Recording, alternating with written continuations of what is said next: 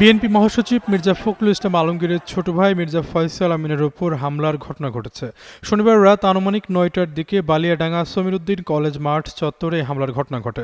হামলাকারীরা মির্জা ফয়সাল আমিনকে লক্ষ্য করে চেয়ার ও বাঁশ নিক্ষেপ করে এবং তার ব্যবহৃত গাড়িটি ভাঙচুর করে। এ ঘটনায় জেলা বিএনপির বেশ কয়েকজন নেতাকর্মী আহত হয়েছেন।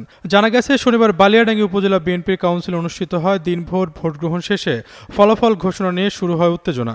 ফলাফল ঘোষণার দাবিতে স্থানীয় নেতাকর্মীরা জেলা বিএনপির সাধারণ সম্পাদক মির্জা ফয়সাল আমিন সহ জেলার অন্য নেতাদের প্রায় ৩ ঘণ্টা অবরুদ্ধ করে রাখেন। দীর্ঘ সময় অবরুদ্ধ থাকার পর রাত ৯টার দিকে মির্জা ফয়সাল আমিন কাউন্সিলের ফলাফল ঘোষণা করেন।